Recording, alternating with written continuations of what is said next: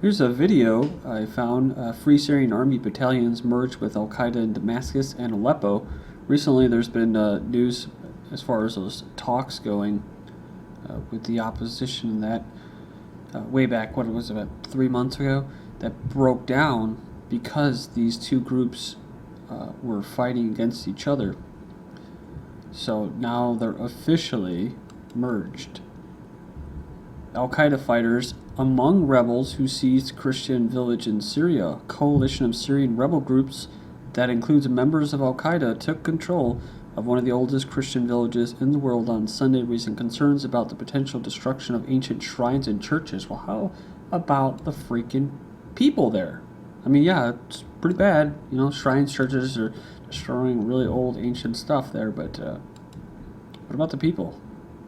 I like how they say that among, some of the rebels, some of Al Qaeda was among the rebels, supporting Al Qaeda during the anniversary week of 9/11. So today is Monday, September 9th, 2013, just a couple days from September 11th. In a twist of irony that escaped mainstream commentators during the week of 9/11, the U.S. is considering a course of action that will empower Al Qaeda, i.e., bombing Syria. A terror expert said the two most powerful insurgent factions in Syria are Al Qaeda factions. Another person warns American and Allied cruise missiles would be to the benefit of the Al Qaeda-linked militants fighting Assad, the same militants who U.S. drones are attacking regularly in places such as Yemen. And also, the rebels benefit from those chemical attacks because then it draws in the West to help them as they were losing badly. Speaking of getting crushed, I think someone sent me this link, I can't remember, but from September 3rd, it was kind of pretty big news because I've covered about how these U.S.-backed rebels were sent in from Jordan, trained by the CIA and that, and this was right around or right prior to the chemical attack by the rebels. And it says here, a Syrian army crushes U.S.-backed rebel assault from Jordan. President Assad has defeated a U.S. effort to use Jordan as a launching pad for the overthrow of his regime. Western diplomatic sources said Assad's military and security forces crushed a U.S. campaign to send hundreds of trained and equipped Sunni rebels from Jordan to regain a key city in the southern city. So, sources said a force sponsored by the Western-backed Free Syrian Army failed to reach even 10 kilometers within Syria before the rebels were detected and attacked by the Syrian army. This was a well-trained and equipped force meant to eventually reach Damascus and overthrow the regime. Instead, the rebels crossed the Jordanian border and within hours were on the run. They said about the FSA force, they were with fighters from Egypt and Saudi Arabia, consisted of 2 battalion-sized units of nearly 600 fighters trained by the CIA as well as Jordan's Special Operations Force Command, equipped with anti-tank, anti-aircraft missiles as well as night vision systems. It said here these FSA fighters were immediately besieged by Druze and Bedouin militias and refused help by al-Qaeda-aligned units. It said nobody wanted them, even those who had been fighting Assad saw them as a threat. And lastly, within hours, Syrian army units arrived and pursued the Free Syrian Army fighters west towards the Golan Heights and the frontier with Israel.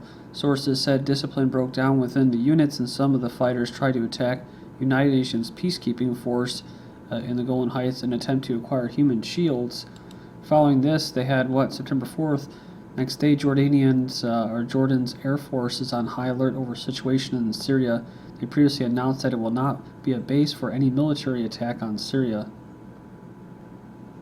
Saudi sent death row inmates to fight Syrian government from USA Today, and this was in January.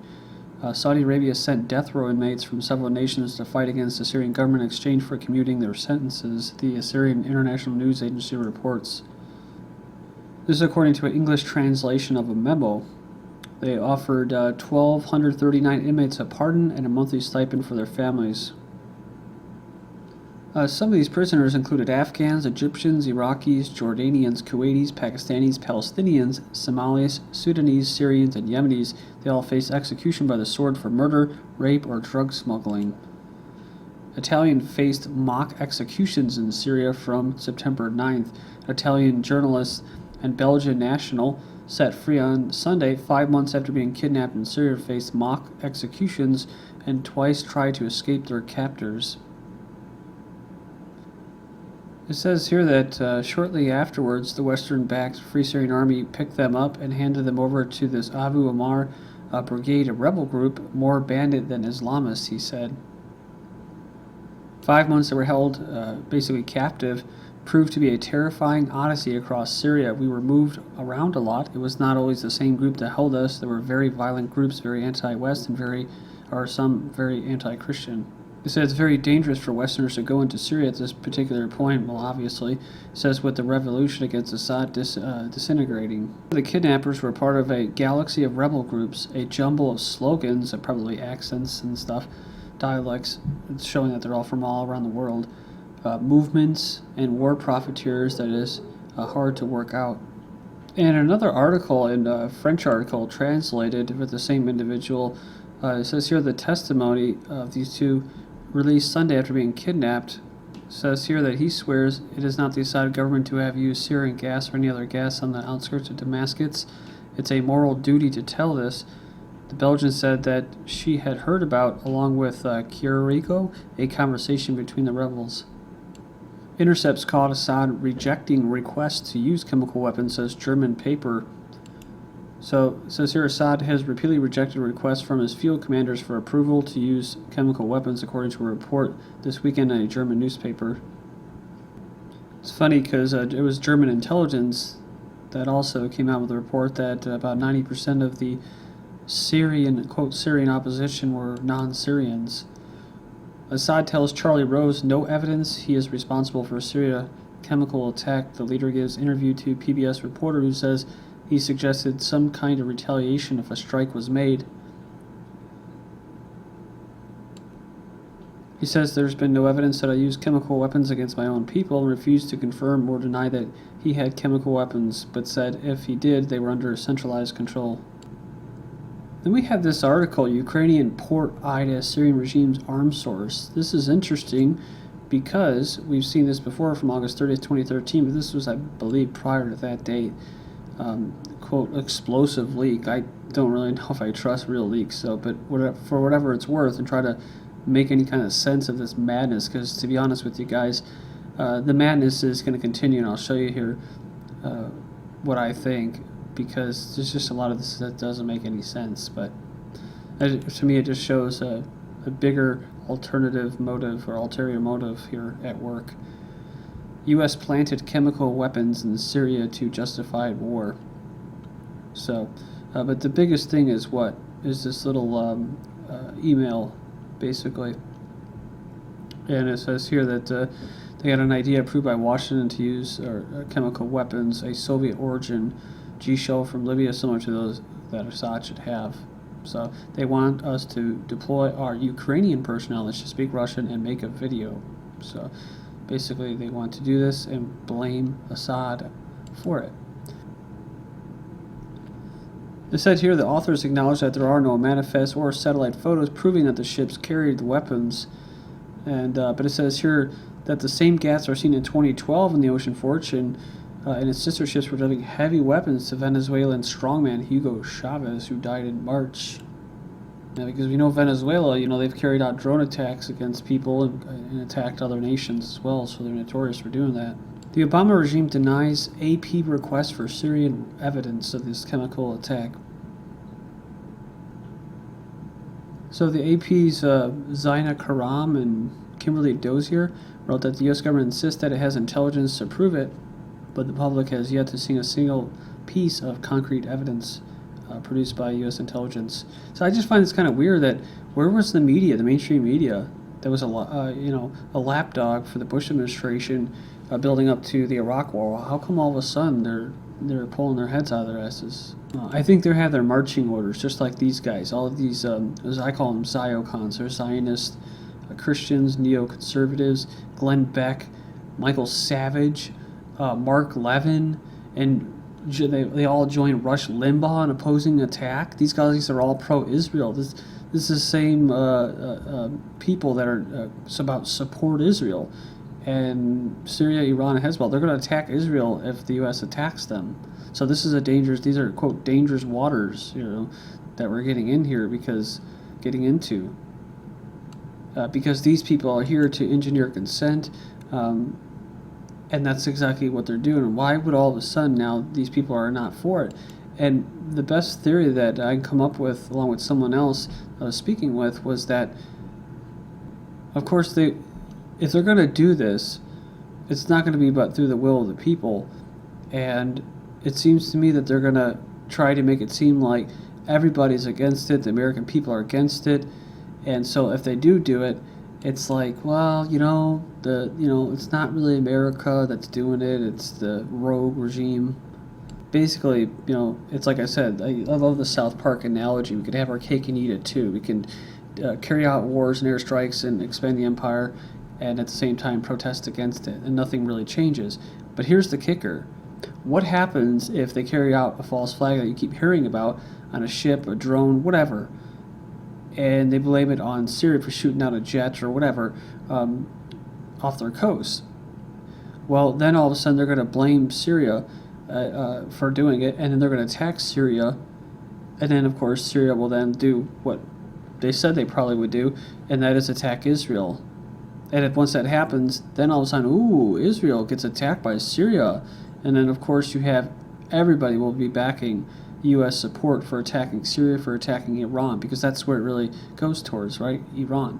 And you have to remember, the matrix, or whatever you want to call it, the algorithms, they know public mood. They know the mood of the people, and they know that there's some opposition to this. They knew this a while ago, because I could tell my own natural algorithms that people were not for this.